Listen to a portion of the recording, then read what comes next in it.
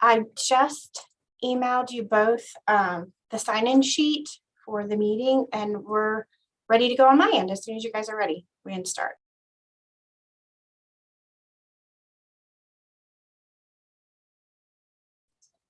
Okay, you good, David? Yes, all set. Okay. Then we shall begin. Good afternoon. My name is Tim Voss, and I'm the chair of the Historic Conservation Board. I'd like to take a minute to remind everyone about the rules of this proceeding. This proceeding is at all times governed by the rules of procedure adopted by the board on September 26, 2011, amended March 23, 2015, last amended March 9th, 2020. A copy of the rules of procedure is available for review online. All those planning to testify today, which does not include those solely making arguments, such as attorneys, will be asked to take an oath administered by the board's attorney when they testify. This is a quasi-judicial hearing. As such, the board reserves the right to deliberate in private. The Ohio rules of evidence do not apply to this hearing. However, professional rules of conduct do apply, and candor to the tribunal is required. The board members are citizen volunteers and are not paid for their service. They are treated as public officials under Ohio law, and any attempt to influence them, including but not limited to bribery, intimidation, retaliation, which may include contacting their employer in an attempt to exert influence, is punishable as a crime. All should be aware that this meeting is being tape recorded. Therefore, please speak clearly in your microphone and state your name and address for the record. In the event of any technical difficulties with the video conferencing technology, I may continue or postpone this hearing at my discretion. All participants providing testimony must have both camera and audio features turned on in order to participate. All right, with that, we'll get started. We have 2 items on the consent docket. Does any board member wish to have either item removed from the consent docket and moved to the discussion docket?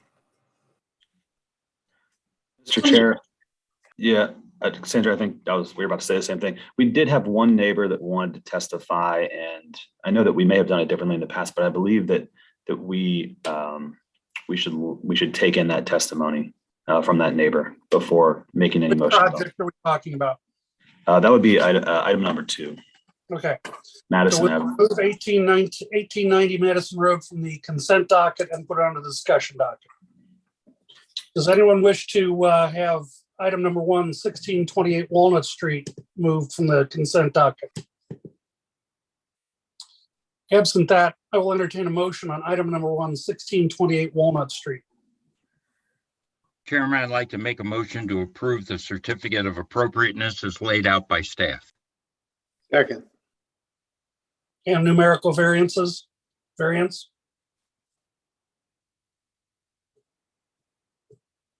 I believe there's a numerical variance in there.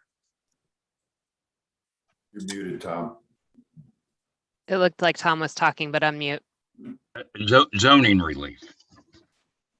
Okay. I'd like to make a motion to approve both the zoning relief and the certificate of appropriateness. Second. All right. I have a motion and a second. Mr. Sunderman, Aye. Ms. Smith-Dobbins, Yes. Mr. Weiss, Yes. Ms. McKenzie, Aye. Mr. Zelasco. Aye. The chair votes aye. 1628 Walnut Street is approved. All right. 1890 Madison Road. Ms. Johnson, would you like to give us a little background on this?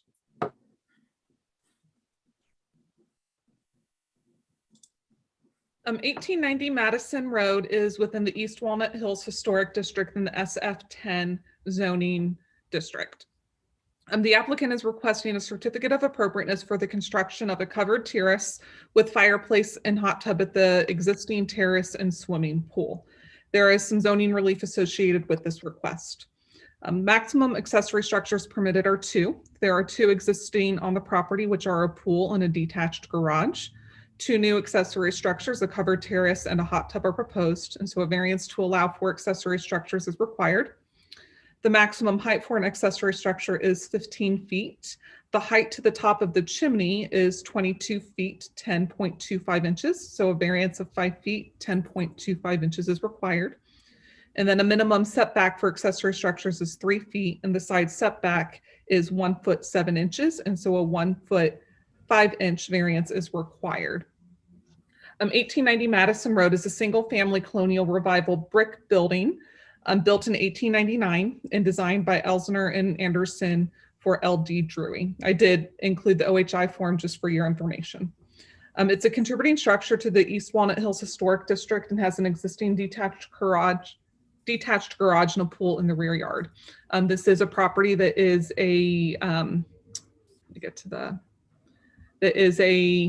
on a corner lot. So it does face Madison. So it faces Madison, but then also has a side street. The rear yard, due to vegetation and the setback, is not highly visible from the side street and is not visible from Madison Avenue. In regards to the variances, staff is supportive of all the variances.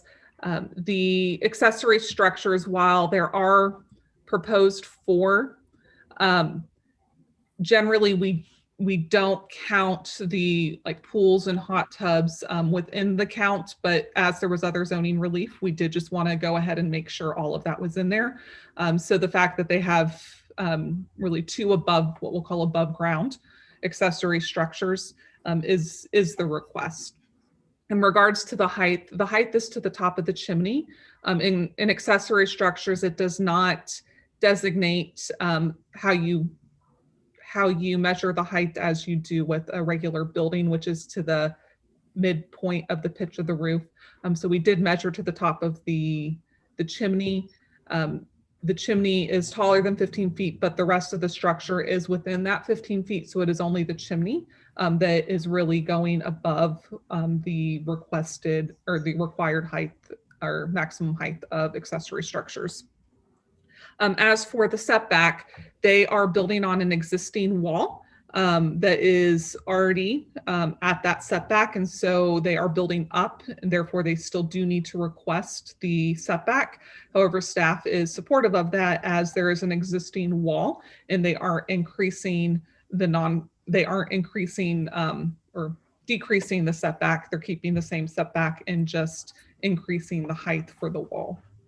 In regards to their certificate of appropriateness, they are matching materials and detailing in the design of the covered terrace with the brick and the columns that they are providing on there to provide classical detailing. So they are matching the style and the architectural language within the accessory structures and within the entire expansion of the terrace and patio and pool. So staff does believe that they have met the thresholds for the standards for the variances, as well as have showed that they do conform to the certificate of appropriateness review for additions. So staff does recommend approval for the zoning variances, which include a variance to allow for accessory structures, a variance of 5 feet, 10.25 inches to allow the chimney to be a total height of no more than 20 feet, 10.25 inches, and a setback variance of 1 foot 5 inches to allow for the side setback of 1 foot 7 inches. And staff does recommend approval for a certificate of appropriateness for additions and changes to the property at 890 Madison Road per plan submitted by Architects 2 LLC, dated 5/2/2021, with the following condition: that the building permit must be issued within 2 years of the decision date or the COA shall expire. Thank you very much. All right. We have Mr. Ginter as the applicant, speaking for the applicant.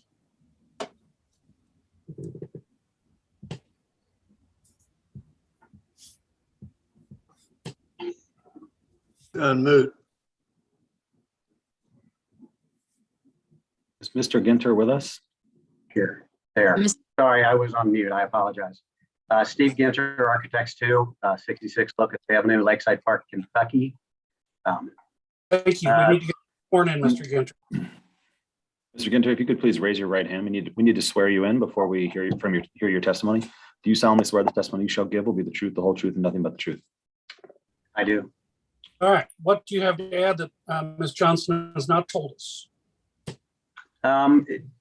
Actually, she covered it rather well. We're trying to, the pool is on the lower level of the house. We're using the existing terrace areas to build a new covered terrace. There's no shelter down by the pool. So we're not changing our grades. We're literally rebuilding and enhancing, should I say, the existing terrace levels. We're in keeping with the architecture as far as the historical goes. And I think it just improves the value of the house for the owner and trying to be nice architecture. And the Okay, height, by the way, the height itself, they vary around the building. We use the pool deck, even though the terrace underneath is elevated a foot, a little over a foot. So we're trying to use those numbers for setback or the height. thank you very much. We do have a couple other people signed up. At this point, I'd like to take an opportunity to give the board a chance to ask any questions of the applicant or staff. All right. We also have Shane Byer.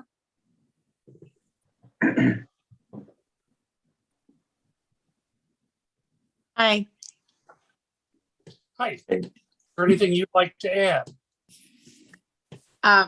No, Steve has, I think, done a beautiful job to incorporate what we want to add to the surrounding and to the existing history of the house and the architecture of both the carriage house and the main house. And I think that everything we're doing is keeping in character and greatly enhancing both the property and the neighborhood. David, do we need to get her sworn in? Yeah, I'm sorry, Ms. Byer. If you want to provide any testimony that you want the board to consider, then we'll need to swear you in. So if you'd like to restate that, I'll swear you in now. Can you raise your right hand? Do you solemnly swear the testimony you shall give will be the truth, the whole truth, and nothing but the truth? I do. Great. All right. Would you like to restate that? Sorry. Okay. I was just in support of the design that Steve has created and provided, and that personally we feel like our intention was to stay with the character of both the house and the carriage house and the surrounding neighborhood, and be respectful of our neighbor, all of our neighbors, and incorporate privacy for all as part of the. That's all I wanted to say. Thank you. Damian Billy. Yes, sir. Mr. Billy, could you please raise your right hand? Do you solemnly swear the testimony you shall give will be the truth, the whole truth, and nothing but the truth? I do. All right, go ahead. We are the neighbors to the immediate west, 1886 Madison Road. And so we're obviously mostly impacted by this, the property line setback. Margaret and I have met with Shane and Brett and Steve. We've gone over their preliminary architectural working drawings. We understand their concerns and intent, and we are supportive of the design. Okay. Those are all the only people checked in for this item. Questions or comments from the board?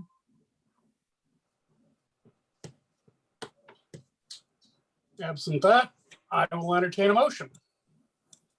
Mr. Chairman, I'd like to make a motion to approve both the zoning relief and the certificate of appropriateness as laid out by staff. Second. I have a motion and a second. Mr. Sunderman, Aye.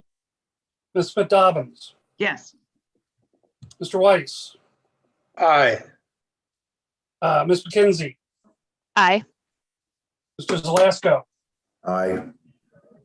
I have to admit to at least a little trepidation about adding something of this height, but from the design that I've seen, it seems to work well with what's there. So I'm going to vote aye. Item number 2, 1890 Madison Road is approved. That brings us to item number 3, 5540 Madison Road. Ms. Johnson. Yes, we are now into a legislative item. This is for a recommendation for the landmark designation of 5540 Madison Road. The applicant is a joint applicant between the Madisonville Community Council and the PLK communities, who is the property owner. This is within the Madisonville community. So the applicant is requesting a local historic landmark designation for the property located at 5540 Madison Road, known as the Benjamin Stewart House. The landmark designation is sought for the individual building located at the southeast corner of the lot with parcel ID 035-0001-0120. On the map, you can see the blue dot is the building. It is on a parcel with a bunch of other buildings that are part of the new development. This is a new development with 151 residential units called the Jameson. The building under consideration is a historic building that was built in, sorry, let me find that, between 1837 and 1844. It is a Greek Revival building. It is already within the Madison Stewart National Register Historic District that was established in 1975 and is a contributing building in that. This is, as I said, as part of the Jameson and is the clubhouse for this new development. The application is coming before us in partnership between the Madisonville Community Council and PLK Communities, the owner, in response to a community benefits agreement that was signed between the two parties in association with this new development. The Benjamin Stewart House or home was built between 1837 to 1844. It is a 2.5-story American bond brick building in an L-shaped floor plan that's constructed in the Greek Revival style. It is home to one of the oldest standing examples of this type of architecture within the National Register district that it is within, as well as within the Madisonville community. The house is named after Benjamin Stewart, who lived in the house until his death in 1863 and had descendants living in the house till the 1940s. The applicants are nominating the building, the Benjamin Stewart home, under Criterion 2, association with lives of persons significant in our past, and Criterion 3, embodies the distinctive characteristics of a type, period, method, or method of construction. In staff's review, we do support both of these criterion. Criterion 2, association of the lives of persons significant in our past. The house was built by Jonathan Ward, who was part of the founding family of Madisonville. And then the house was lived in Benjamin Stewart or his descendants for almost 100 years. Benjamin Stewart was also a prominent businessman who was integral into the development of Madisonville. In regards to Criterion 3, embodies a distinctive characteristic of a type, period, method of construction. The building is an excellent example of Greek Revival architecture and is one of the oldest buildings remaining in Madisonville. The applicants have also submitted conservation guidelines. Staff has reviewed the conservation guidelines proposed, and this does present best practices in seeking to preserve the integrity of the exterior of the building while allowing compatible reuse of the building. The proposed conservation guidelines do meet the Secretary of the Interior standards for historic preservation. The applicant has submitted the proposed guidelines, and both historic conservation and city planning staff do not propose any changes. At the staff conference that was held on November 30th, 2020, the applicant, city staff, and members from the public were in attendance. Everyone was supportive of the designation. So staff does recommend that the Historic Conservation Board recommend to the Cincinnati Planning Commission and to the Cincinnati City Council for the designation of the building located at the southeast corner of parcels 035-0001, 0120, and associated conservation guidelines, subject to the following condition: that any construction proposed upon the proposed historic landmark shall comply with the proposed historic conservation guidelines. And staff does also want to let the board know that the applicants have already obviously restored the building, and all of the work that they did do was compatible with the proposed guidelines. And staff also just wants to commend the applicant for the work that they did do on this application. They worked very well with staff in making sure that we could have the most accurate and best application to put forward for this building. And the designation is only for the building, not for any of the other buildings on the parcel. If you have any questions, I'm here, as well as the applicants from both PLK and the Madisonville Community Council are available. So we actually have a application where the owner is seeking a designation. Yes, yes, I'm they not- are doing it in partnership with the neighborhood. All right. I do have 2 people signed up. If you would like to add anything, we'll get you sworn in. Eric Stringer. And we actually, we won't need, Mr. Chair, we won't need any sworn testimony for I'm the sorry, legislative item. You're right. Mr. Stringer, do you have anything you'd like to add? No, I think Beth did a great job explaining everything, and nothing else to add for me. All right. Kate Botos. Same, Beth did a great job. Nothing to add. We're in support of the designation. All right. Any questions from the board? All right, I will entertain a motion.